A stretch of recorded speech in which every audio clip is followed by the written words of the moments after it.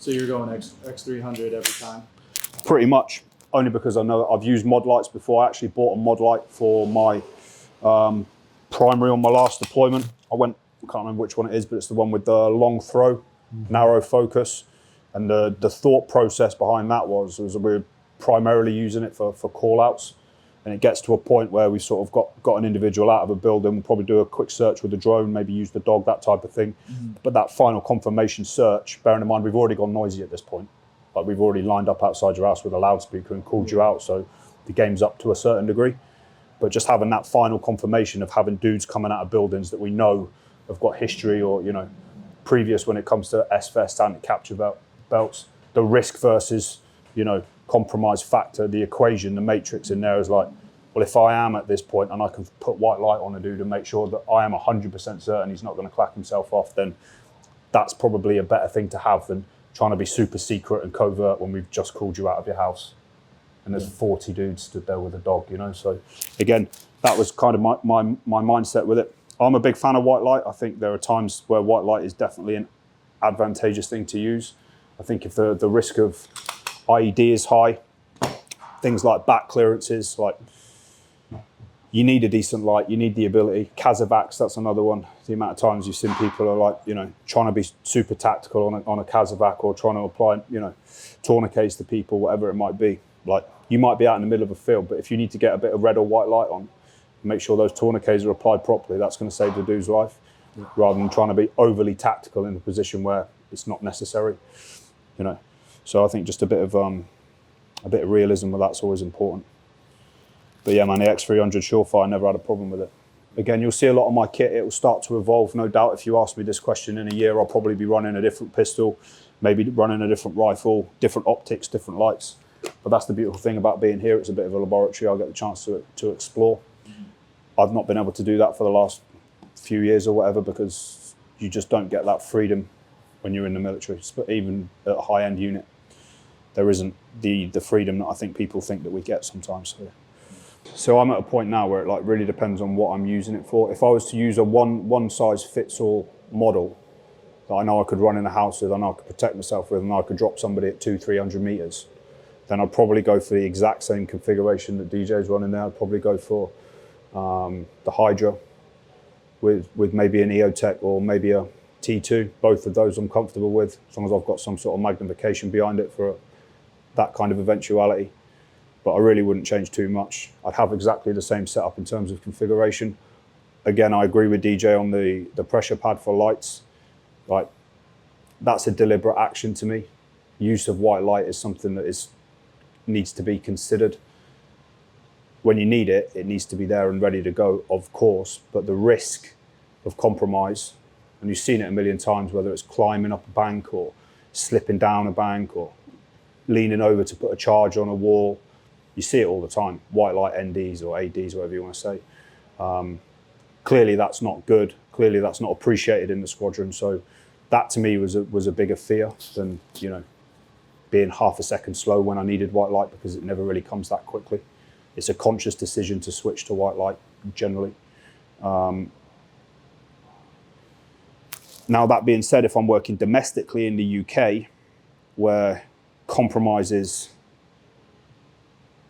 less of a problem as opposed to PID is my main concern. It's always my main concern, but especially in the UK, because it can be so confusing. If you were to walk into a movie theatre, or, you know, a school or a hospital or a hotel or, you know, Ariana Grande concert, all of those things have been terrorist targets in the last few years, and they're the kind of places we fight. There might be 1,000 people in there, there might be 5,000 people in there, and if they're all hiding in a dark room, then it's my job to make sure that I can clearly identify, and with nods on sometimes that ain't an option. So I want white light on demand, I want it powerful, and I want it to be able to give me the information that I need to process what's going on in front of me and sort of decide whether it's a threat or it's a no threat target. That has to happen quickly, so I'll probably take a little bit of risk on that and have it on demand on a pressure switch, just for the ease of it. But again, if we're moving into a, you know, I'm not going to talk too much about it, but like by the time we get there, the incident's ongoing. So, you know, the compromise, risk and reward versus PID and the ramifications of getting that wrong, catastrophic reputational damage, not only for myself, but for my unit, that's a no-go. So I'll accept a little bit of risk on maybe having a white light ND.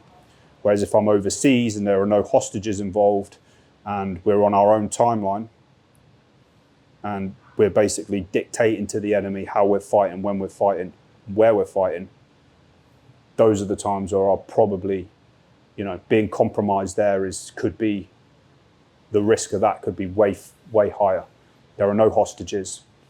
We've got a good readout of who's on target. We know who the fighting age males are. We know where they sleep. We know what rooms they're in. We know where they keep their weapons. We know where the no-shoot targets are. So all of those things help build up your picture, your process in terms of PID of the right targets. You don't have many of those luxuries if you're just literally land on a bridge in London and get a quick brief and it's generally over there, gunfire, gravitate towards it, deal with a threat. Like, that's a different ball game. That's a different problem set. So therefore I'll set my gun up slightly different. Again, it's like the one size fits all method is great. Very rarely, I don't know what you think, DJ, have you ever found one size that does truly fit all? I don't think that's a thing. So it goes back to the conversation we had before, is like I'm setting myself up for like most likely course of action, most dangerous course of action. Most likely is where I'm putting all my eggs. So I'm trying to set myself up for what I anticipate the likelihood and how I'm going to use my weapon system. But I've always got a contingency for that most dangerous, you know. So the typical or the traditional argument would be, well, what happens if you've got to take 300-meter shot down a shopping mall or, you know, in a sports stadium? It's like, it's a thing, it could happen. It's a bit of a what if question to get them as an instructor, the what if this, what if that. Like, I don't have all the answers, certainly. I don't have a lot of the answers, but I do know that there is no gold standard solution for all the problems. Set yourself up for what you anticipate encountering, have contingencies for the stuff that may or may not happen. But I would edge on that side of it rather than, I've seen guys before set themselves all the way up for that 10%, you know, that long shot and everything's set up for it, long barrel, bipod legs, optics, backup sights, all the rest of it. And yet they spend 90% of their time running a tiny little red dot that's either at a 45-degree angle, or it's mounted on top of a vortex, and they're trying to acquire and do all of their CQB shooting with essentially a pistol sight, which is suboptimal. So that would always be my advice, and I'll maintain and stick by that. Set yourself up for what you're most likely to encounter, have contingency for the rest of it, not the other way around.